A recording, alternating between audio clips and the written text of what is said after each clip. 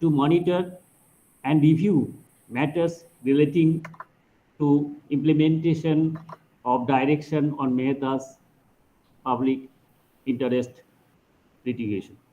On 24th March 2003, UGC designed a 6-month module syllabus for UG courses of all branches of higher education.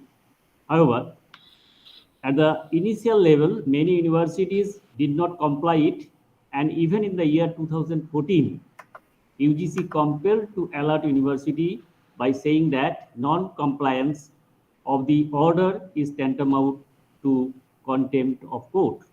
And it is a matter of relief that recently all universities have implemented this 8 units module syllabus on environmental education. Now the objective behind this order is to raise the environmental consciousness and the awareness among the young citizens of the country so that they may realize the importance of environment for human well-being, and they will sensitize others as to the local, regional, and global environmental issues. Environmental education refers to organized efforts how natural environment function, and particularly how human beings can manage behavior and ecosystem to live sustainably. It is a multidisciplinary field integrating disciplines such as biology, chemistry, physics, earth science, atmospheric science, geography, etc., etc. And the thing is that the question is that rather why our honorable Supreme Court and UGC had to react proactively on the issue, and wrongdoings and from school days are taught around which environment mankind. So the ego, this all ego is played us, and that is what from ages we have failed to realize our duties to nature.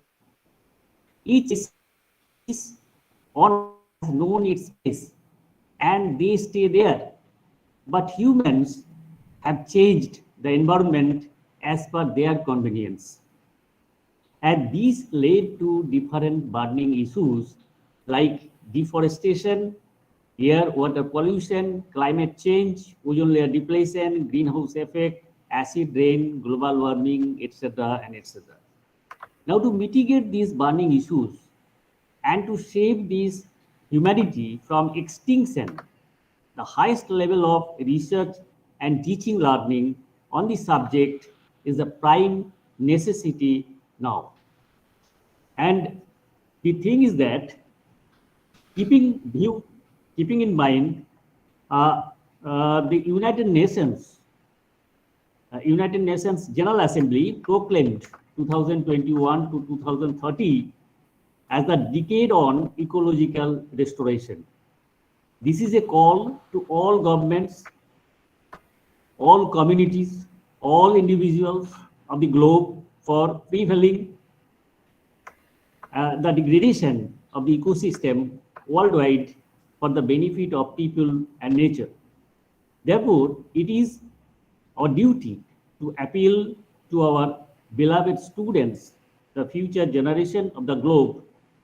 Please actively and sincerely participate in this venture of ecological restoration in order to enhance the people's livelihood, counteract climate change, and to stop the collapse of the biodiversity. Now, the thing is that if we try to understand the current scenario regarding these environmental issues, and the climate change, particularly the topic of today's discussion, we may cite some key points here. This is very, very clear, rather crystal clear to us that Earth's climate has been stable for the past 12,000 years. This stability has been crucial for the development of modern civilization. A stable climate enabled humans to preserve agriculture, domesticate animals, settle down, and development of culture of the different countries. Scientists turn up evidences that changes in climate, both large and small, are at least partly responsible for the rise and fall of many ancient civilizations. Example is disappearance of Uber. Droughts have also been linked to the fall of the Maya civilization around 900 AD and the demise of the spectacular Cambodian city of Angkor in the early 1400s. Our way of life depends on a stable climate. Faced with a changing climate, we must learn the lessons of past collapsed civilization and adapt accordingly. At the end, I should say that we must be moderate, we must be frugal, and we must be nature lover because the eternal truth is nature, the ultimate savior. Thank you everybody once again to here to listen this part of this webinar with great patience. Thank you all.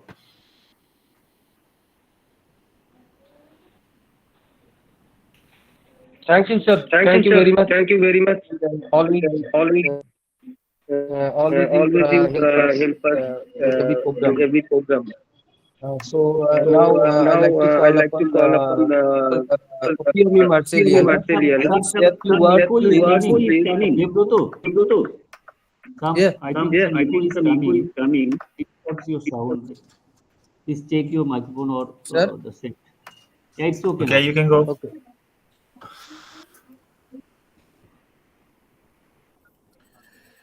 Hello, good morning. Hi, please. Can you hear me? Yes. Okay, good morning, everyone. Yeah, my name is Okwemi Marcelina Ademito, the Executive Director of the African Center for Human Advancement, Social and Community Development from Nigeria. I want to thank our partners in India for this great opportunity for putting this together. It's really a wonderful one. And I want to acknowledge the presence of the principal. You are really doing great, and I'm happy to be part of this occasion, this webinar. So, we are not the main speaker. We're just to give a speech, a little brief speech in this program. Please, I hope I'm audible enough. Okay. So, we'll just be talking about, we all know much about the climate change, and we know the causes of climate change. If you want to believe with me, in Africa, we have more problems of climate change, and there are a lot of causes to that. Can you hear me? Yeah. Yes, you audible. Yeah. You are audible, Opiomi. Okay. I think there is a little bit network problem. Yeah. Hello, Opiomi. Are you here? She's left due to Yes. network problem. Yes. Okay.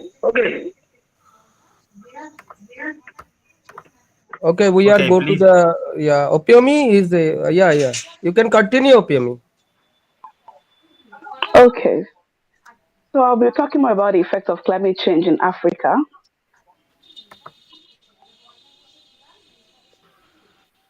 Yes. I think that she has some connection issues. Yeah, maybe in the meanwhile, I will say a few words first. Yes, Yeah. Domenico, you continue your program, sir. Thank you. Welcome, Okay. Domenico, and continue as you're planning your program. And if you after the lecture over, we can talk with the OPME also. Yeah, thank you. Okay. Thank you to you, and thank you also for this great opportunity that together with Professor Murierke, we try to offer and to perform. It's like a honor to have also this honorable guest today. And I will not spend so many words. Just thank you, Professor Murrieke, and thank you also the honorable guests that have intervened before me. And I want to give the floor also to Professor Giacomo Benatti, that I thank Emily for being here today. So, Professor Benatti, if you want to introduce yourself and start with your lesson. Yes, good morning or good afternoon, everybody. And thank you very much for having me today. It's a great pleasure to be able to present my research to such guests. And so a little bit about me. I studied archaeology in Italy, and then I switched to economic history. So now I am working in between Italy and Germany, between the University of Bologna and the University of Tübingen in Germany. So the core of my research is about the impact of climate change in ancient societies, but also about economic and political development in the very long run. So this being said, I think that I can start with my presentation, and I will show it to you in a second.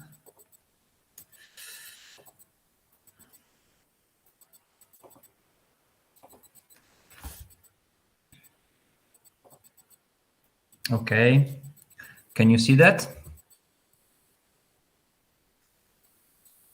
Yes, sir. We're all okay. Yeah. Very good. All right, so the title of today's presentation is about is climate change and political evolution in ancient and modern developing societies. And we will go into detail about that. So the outline of the presentation is structured like this. We will start with framing the nature of the problem. Then I will elaborate about why ancient societies are important for understanding the impact of climate change even today. Then I will talk a little bit about this literature, which is called collapse archaeology, which connects climate change with the collapse of ancient civilizations. Then we will go. We'll talk about the main case study for today, which is ancient Mesopotamia. I will show you a little bit of historical facts and new findings from my research. Then we will talk about how to use historical lessons for addressing contemporary problems connected to climate change, of course. We will see how we can use these lessons to understand the patterns of development of current countries. We will also talk about some case studies, and then we will conclude. So the nature of the problem is, to put it simply like this, we all know that global warming, which is the problem that we are dealing with, connected to climate change, has a very negative impact on the economy.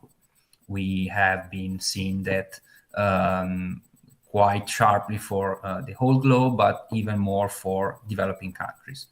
But what is going to happen? My question is, what is going to happen in the medium and long term? We don't know because we cannot see into the future, right? So most of the projected effects of global warming are on socioeconomic, on the socioeconomic sectors and on health. So yes, we cannot see into the future, but we can as social scientists try to forecast what's going to be. And we have to ask ourselves what is going to happen, right? If temperatures keep on rising. So most of the predictions are about the social and economic impact of climate change and on human health. As you can see from this chart, climate change could trigger mass migrations, reduction of agricultural harvest, the rise of prices of goods, of foodstuff, the spread of diseases, as we can see, unfortunately for COVID, more conflict, problems related to water, etc. But what is going to be the impact on political systems?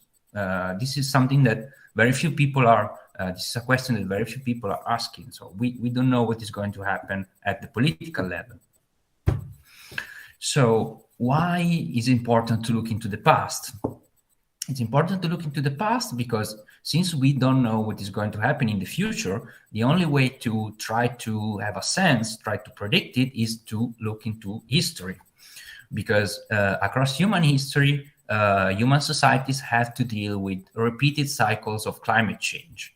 As you can see from this chart, since the end of the glacial age, which is at the bottom right of this chart, the temperatures were very low. Then they started to rise again. And at this very point, when temperatures reached an optimum, agriculture was introduced in the ancient Middle East, and human communities started to be more and more reliant on their environment. So from this point onwards, climate was yes, seemingly stable if you look at on the very long run until here when global warming started. But ancient societies witnessed numerous episodes of climate change. Also, because of the fact that ancient societies were highly reliant on agriculture, it is easier to observe the link between environmental, climate, and socioeconomic change.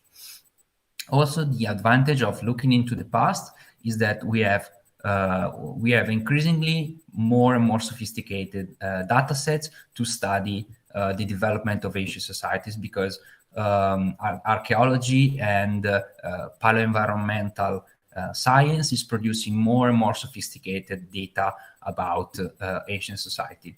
So in a word, ancient societies are exceptional historical laboratories for testing theories about the impact of climate change.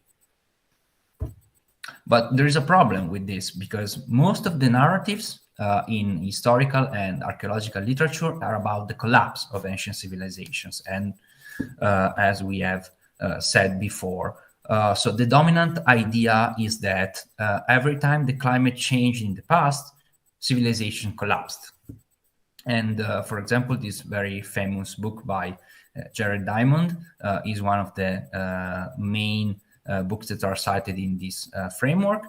And he discusses several examples in the ancient world in which climate change supposedly caused civilization collapse. For example, the Maya civilization, the Indus Valley, the Harappan civilization is one of the main cases. The Easter Island collapse, the Anasazi in southwestern United States, the Akkadian Empire in Sumer, and of course also the Minoan civilization in Crete.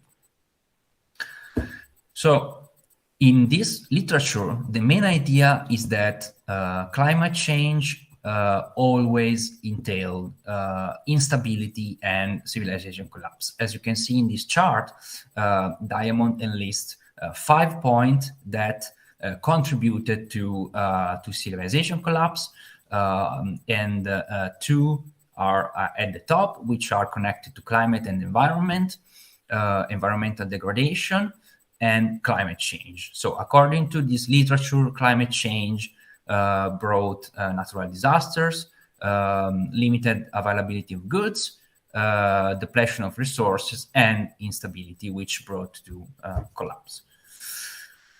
But not everybody agrees with this idea, and archaeologists and historians started to produce competing literatures competing research in which they showed that not all the times climate change entailed collapse in the ancient world. Archaeologists started to reject the idea that there is a strong correlation between climate change and collapse. And they started to emphasize that ancient society were also highly resilient.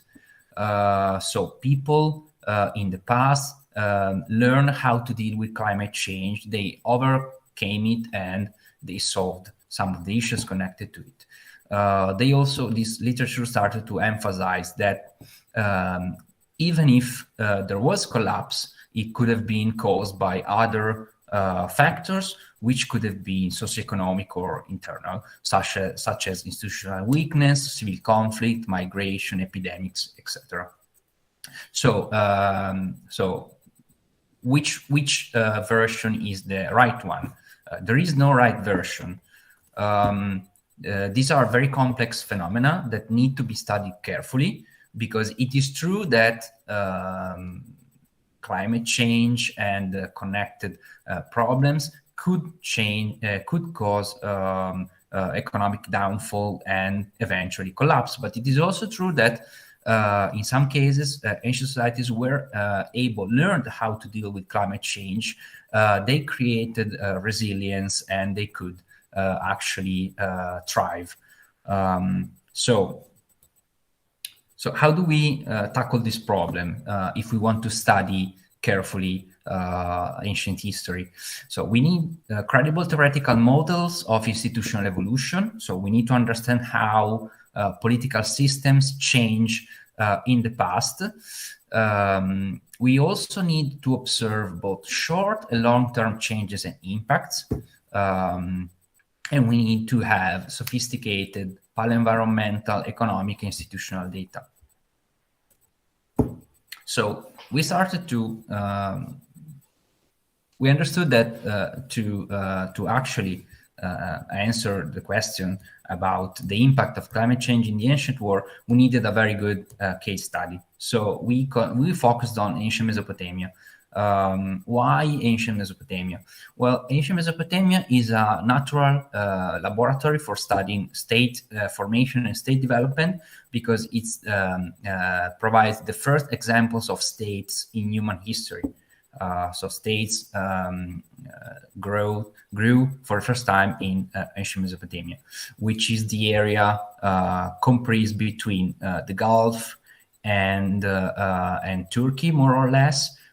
So the geographic area that corresponds to modern Iraq, a little bit of southern Iran, and northern Syria.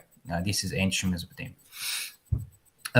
Also, during the Bronze Age, Mesopotamia witnessed several cycles of climate change, both cooling and warming episodes, because we have to stress the fact that today the threat comes from global warming, which means high temperature. In the past, the threat came from cooling. Because cold temperatures and dry spells were much more detrimental to ancient agriculture than high temperatures. So in the past, warming was good, cooling was not good.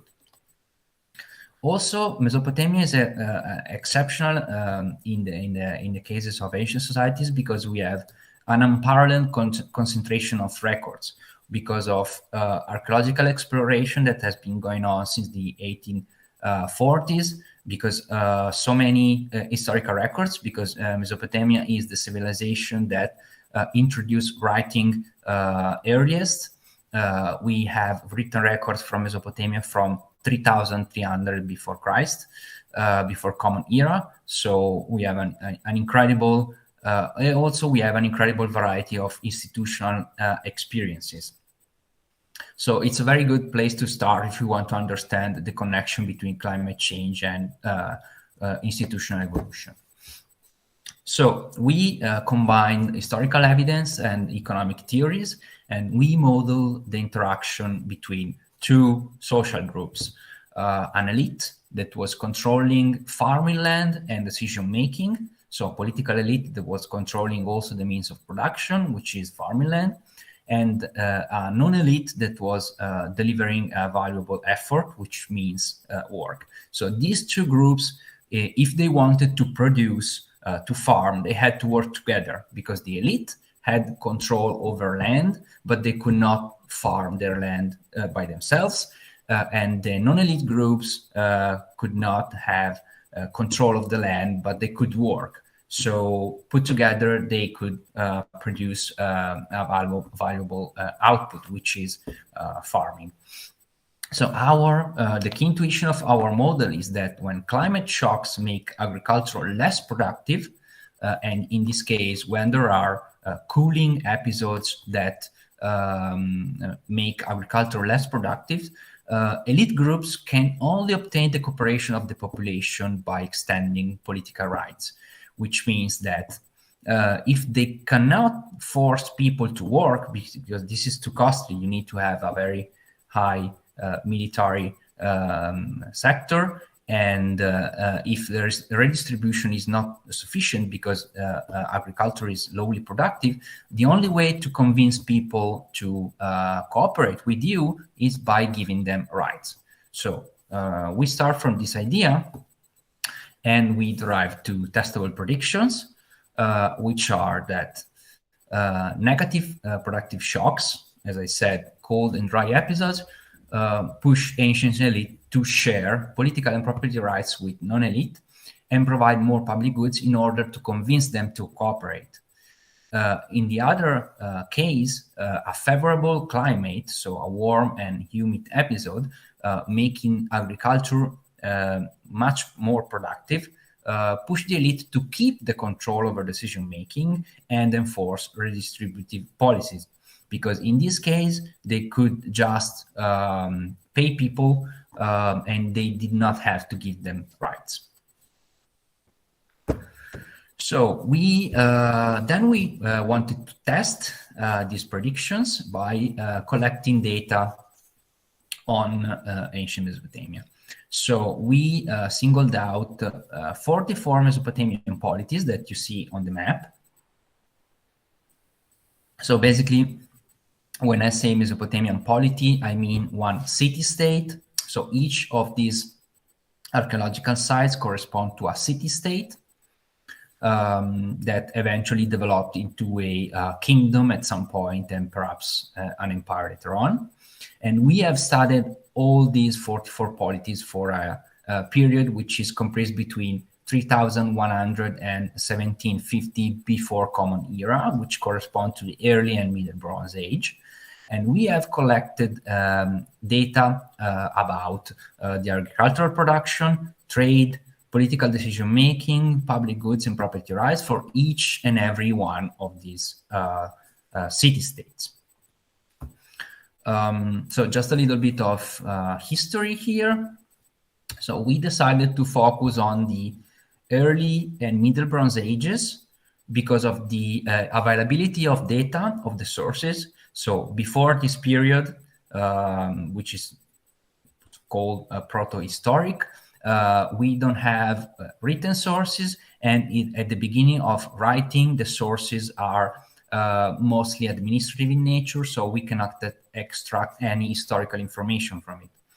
Then the sources start to become more and more dense during the proto-dynastic period, and until the end of the Old Babylonian period, when there is a contraction of sources because the main power switches to the Hittite state and to the Levant. So we decided to focus on this period from the beginning of the early Bronze Age to the death of the famous king Hammurabi, because it's the period in which we have the most records, and at the same time we can observe the evolution of Mesopotamian states from early city-states to empires to territorial states, and we also can observe several periods of climate change. As you can see in this chart on the right, the gray bands correspond to climate change episodes.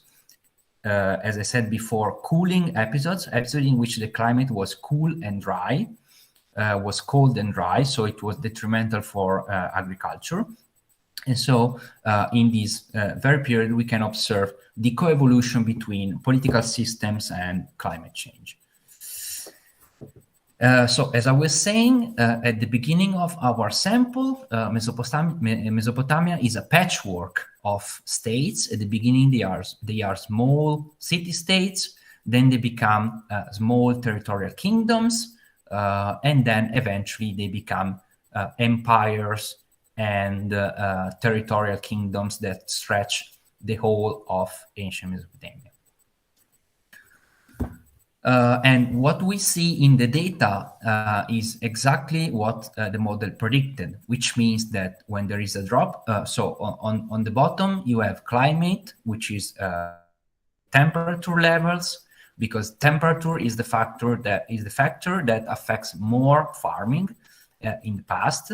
So if the temperature is high, farming is good and productive. If the temperature is low, farming is not. So what we can see, and in the upper boxes, you can see the evolution of political and property rights and public goods. So what we can see here is that a drop in temperature corresponds to a rise in political rights. So this means that, in simple words, that whenever climate was bad, Mesopotamian states solved this issue by giving more rights to the people and involving them in political decision-making in order to incentivize cooperation. And this pattern has been found in other societies. So there is this trend that you can see in other ancient societies. So when things go bad, institutions try to seek more social cooperation to overcome this crisis. So if we want to analyze historical facts in the Bronze Age, according to this new framework, we can divide the early and the middle Bronze Age into 4 phases. We have the urban revolution during the early third millennium. The climate in this phase becomes increasingly cold and dry. And we see that in this phase, temples become the first institutional decision makers in Mesopotamia. Why is that? Because with an increasingly cold and dry climate, the value of irrigation becomes much more high. So people in southern Mesopotamia needed to construct canals and irrigation infrastructures to deal with climate change. So the only social group that was able to do so were the temples, because they had experience in organizing workforce for constructing temples for the gods. So they used their technology for mobilizing workforce to also construct canals. So because of this, they became the first institutionalized decision makers. Then in the second phase, during the early dynastic period, which is the first half of the third millennium, we have increasingly dry climate, which caused droughts. And we see that in this phase, kings emerge. So a social group, which was characterized by military leadership, grew out of temples, and they became the second institutionalized decision maker. So in this phase, the temples decided that they should have divided their power with the kings to deal with the increasingly dry climate. In the third phase, instead, we have favorable climate, because the climate goes on again, and we have a phase of warm and humid temperature, which favored agricultural production. In this case, the elite did not need to share its power, and the kings became the main decision makers in the Mesopotamian city-states. Then again, in the last phase, which is the Empires period, we have again an extended phase of aridity with the cool and dry climate. In this phase, the climate caused agricultural production to fall, and at the same time, a technological revolution connected to the use of metals made trade much more valuable. So in this case, temples and kings enfranchised merchants and made merchants to become institutional decision makers because they wanted to tap into the lucrative exchanges. So finally, through all periods, when we see that there is increasing aridity, increasing drought, institutions strengthen the property rights for farmers as a way to deal with this problem. So basically, if you want that the farmers exert more effort, you cannot pay them, you give them rights over land, and this is going to incentivize them to produce more. So as we can see, the historical facts are consonant with the predictions of our model. So why are these facts, historical lessons, valuable also for facing contemporary problems?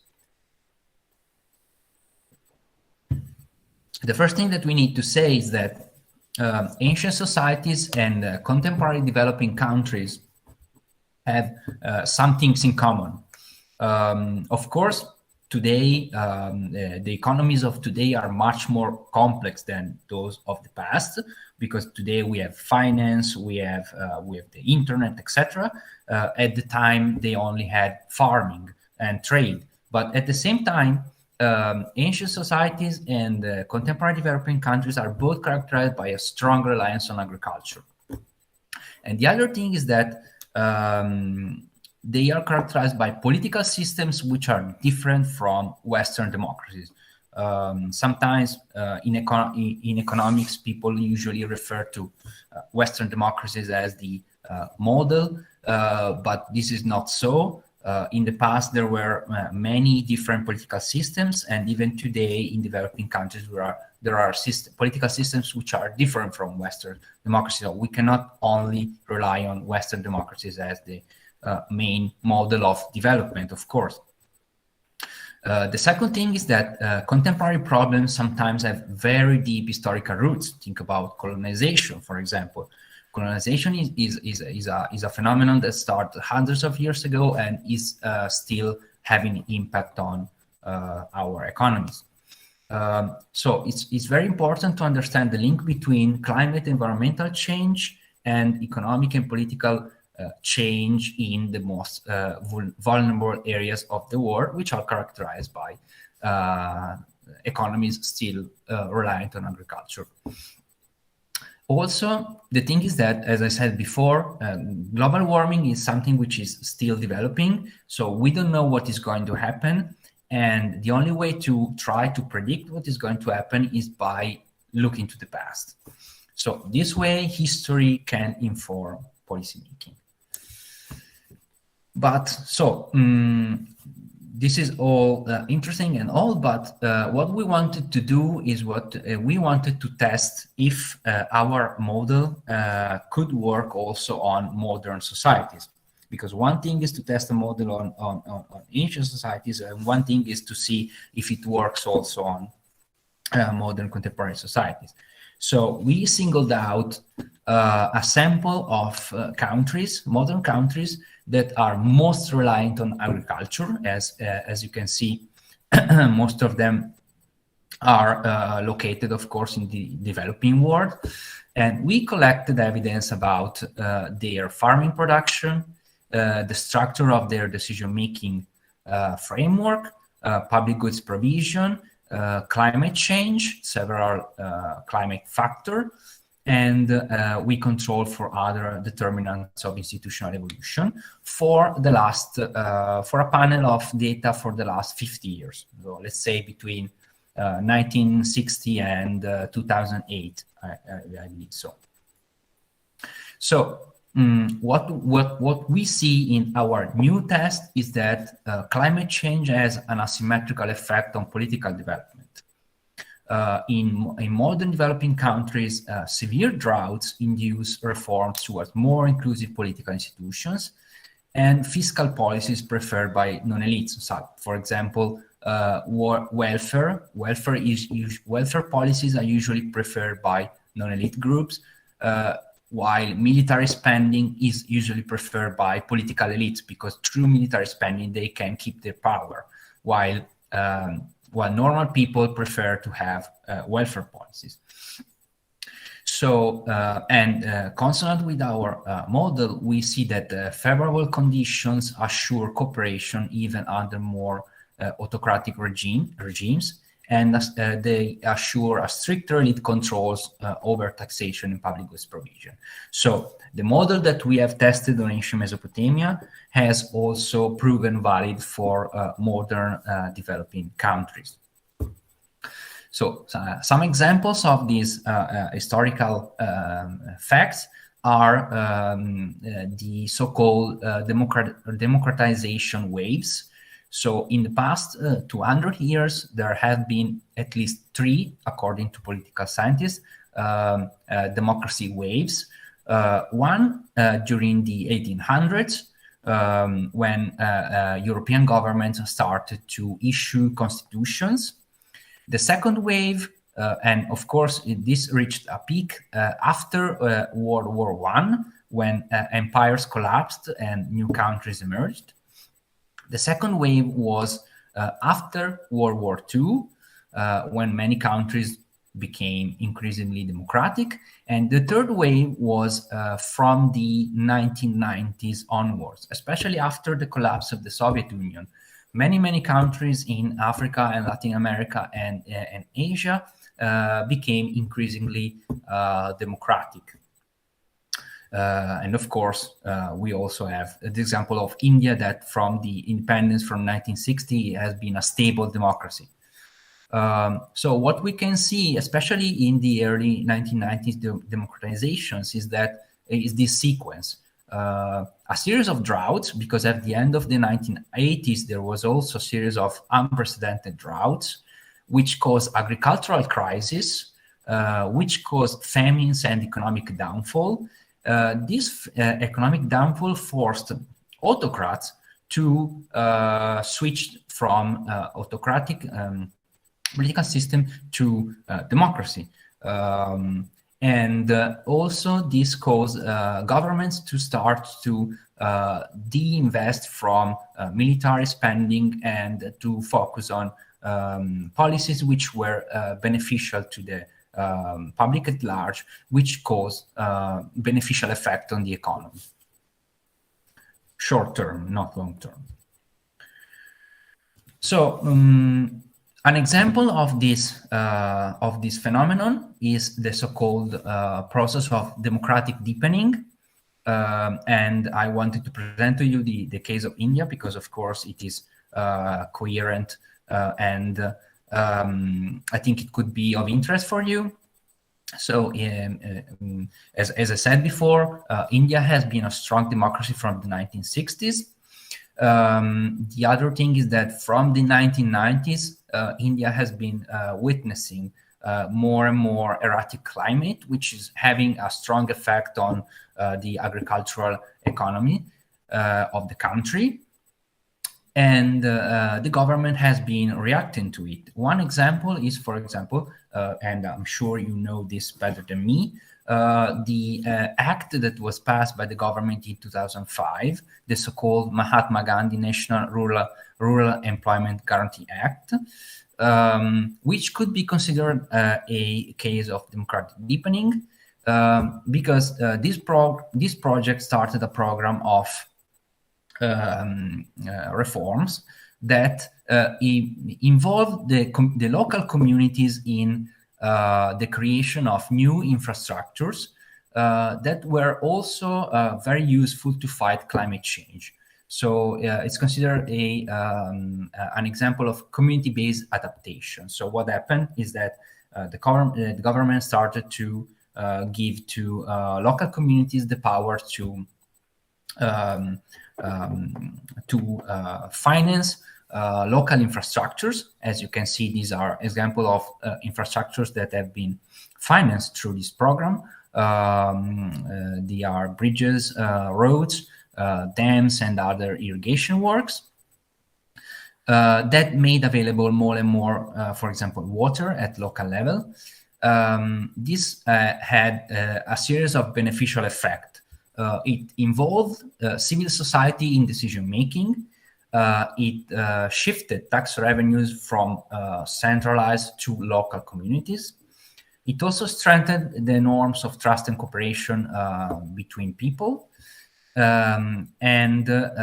know that cooperation and local coordination is essential to fight climate change. So this is just one example of how drought and climate change on the short term can cause economic damages, but on the long term can also cause democracy to become more widespread and more deep. So the conclusions are that, as I said before, climate change has a very strong negative effect on the economy, short term, but has an asymmetric effect on political development long term. So it could also help governments to become more democratic on the long term. So, but if you want to forecast, to predict the long-term effects of climate change on our societies, and especially on the most vulnerable societies, which are the developing countries, we need to also have historical knowledge.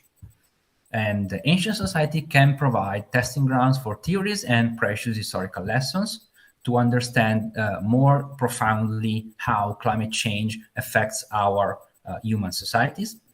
And also, if we want to make better climate change policies, we should not only study the history of Western countries, but also study the ancient history of developing countries and calibrate climate change policies accordingly. And this is all for now. Thank you for your attention. And I look forward to your questions.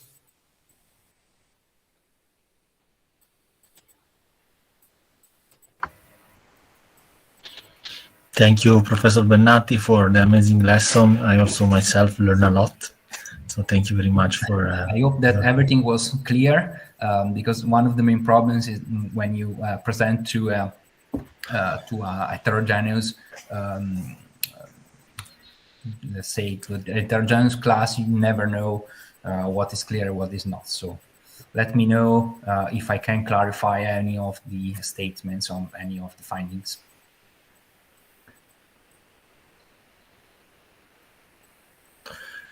So, I don't know, Professor Murrieke, if you want to add. I think you are muted.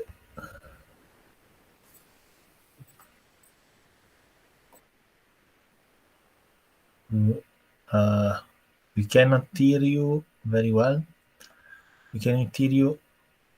By the way, if there are questions also, this is addressed to the students. If you have questions for Professor Bennati, don't hesitate to make it. I think it's a super interesting topic also for me. So I don't know if you have some questions and so on.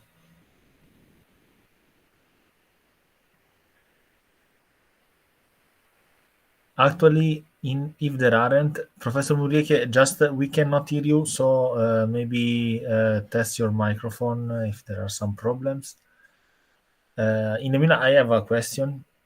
I was very attracted by the community-based responses on adaptation and so on. It's something that I'm also quite working on to understand how community resilience can be fostered to climate change. And so if you can clarify this, like you say that the community adaptation is possible only if the elites of power are allowing a sort of sharing of power. But this can be, for example, nowadays also regarding information. So sharing information can enact community resilience and adaptation.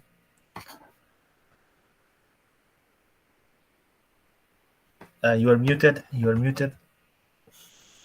Yeah, sorry. Well, So the main concept about local adaptation is that local communities know their environment much better than central governments, right? So if you give local communities the power to act, they are much more faster than centralized governments that are, of course, more slower, and they know better where to intervene. So what is happening in many countries in the developing world is that central governments are vertically integrating local communities, civil societies, in order to have faster and more adaptable responses to climate change. So, for example, in the act that we mentioned before, in India, the central government allowed local communities, small communities, to decide which are the main infrastructure that they need. So there is a little bit of controversy here because you can always find some powerful local person that tries to exploit this to build, for example, a road that goes to his house. But in most of the cases, people were able to express what they wanted most to deal with the problems that they were dealing with, which is basically irrigation infrastructure. So in this way, if you integrate civil communities, you get a lot of good things out of it because you are able to intervene in a more capillary fashion locally, and this is crucial for fighting climate change. thank you, Professor Benati. Sure. Yes, please go ahead. If someone, I heard that someone maybe wanted to intervene.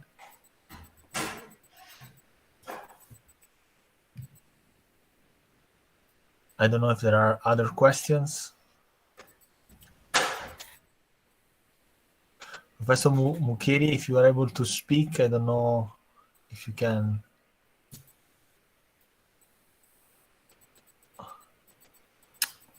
Or maybe you can try to rejoin. Yeah.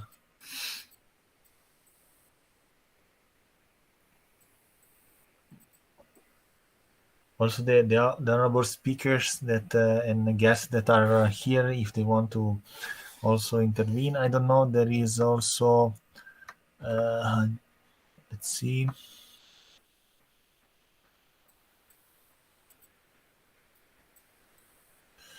No, I think that she left.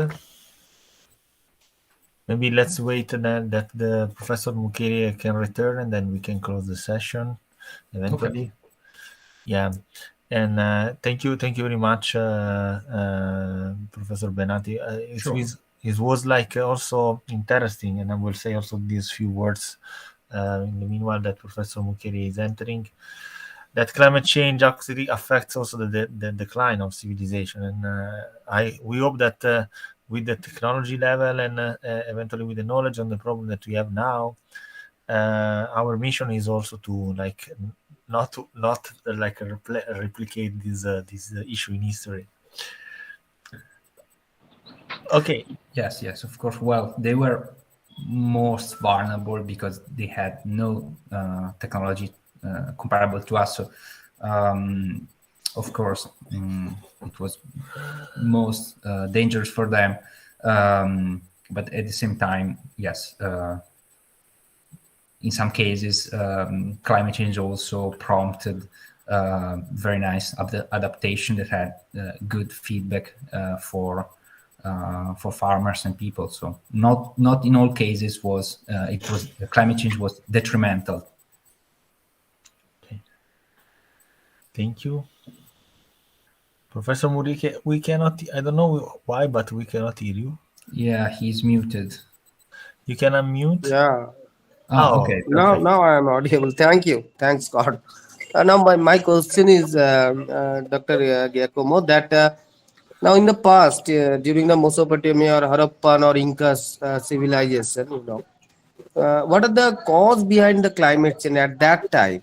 because at that time the anthropogenic effects are not so prominent, because they have no technology, no industry or Yeah. greenhouse gases, etc. The why these climate change naturally or anthropogenic, this climate change appear at that time? Yeah, it was of course natural. I cannot answer in deep this question because I am not a paleoclimatologist. But so basically, what we know is that in the past there have been several cycles of climate change which are connected to natural phenomena of our planet. Um, um, and these have been reconstructed in great detail because now paleoclimatologists are able to create models by collecting, for example, ice cores from Iceland and from the North Pole, and we study pollens, and so we have a very good idea of the climate of at least the past 12,000 years. So we use climatic proxies that reconstruct the climate for each month for the last 11,000 years. So of course, I don't think that ancient societies were able to affect the environment in such a scale to cause environmental degradation. Of course, we know that from the Bronze Age, ancient societies were able to, by, for example, cutting down trees and developing cities, they were able to affect to some extent their environment, and this could have helped in or make some phenomena worse. But I don't think that, of course, nothing is comparable to anthropogenic global warming. So yes, the climate was naturally changing, and in some phases was warm and humid, and that prompted, for example, the introduction of agriculture, the introduction of urbanization, etc. In other phases, it was cold. For example, during the medieval period, the so-called Little Ice Age, the climate was very cold, and that has a very strong effect on economy and society. Yeah, thank you. Sure. Thank you. So anybody have any question from our viewer or participants? Opium is not present, but any body from her organization from USA? From USA, anybody present? Because he is write me that somebody from USA is present from her organization. No.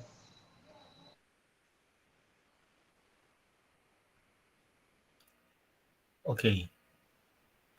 I think that if nobody else wants to intervene. Okay, so Dr. Dutta, please go ahead. Yes. Am I audible? Domenico also. So please visit our college after the war is over, after the normal situation is appear. So we wish that war is not long lasting, because so this is the our good wishes for you and European community actually whole. It's a very big problem, the war. So at the last, I call Dr. Navanita Dotto. So vote of thanks. Give the vote of thanks. Thank you. Thank you, Professor Benati. Thank you, Domenico. We are very glad to being with us for your presentation, and we are also very grateful and thankful all of the viewers and audience and my dear students who are present here. Everyone, I place my thanks and gratitude to all of them. Thank you, Professor Benati, most because of your presence, and you are wonderful presented your papers that actually how climate was affect our civilization in ancient, present, and every civilization is depend on climate changes actually. So civilization ahead with our environment actually, without environmental issues, our universe not possible to human being present human being development progress actually. So thank you, sir, being with us. Thank you. Thank you, everyone. Thank you for having me. Thank you to all, and thank you for this great opportunity to share together this moment. And I'm very pleased and happy also to have the possibility to make this webinar. So I think that Professor Murieke, we can close now. And just remember that we recorded the session, and we will let also available on our YouTube channel of Climate Social Forum, also for the ones that want to review and to eventually share with colleagues that are not present. So thank you very much, and have a nice day, and to the next time. We are meet live. Please come in our college. Yeah. Yeah, hope so. Yes. Yes, Thank you. Let's yes, hope that of this course. is finished. We are very much awaiting. Yeah, thank you very much. It will be a pleasure to be there once it's possible. Thank you. Bye. Bye. Yes. Bye. Bye. Bye. Bye.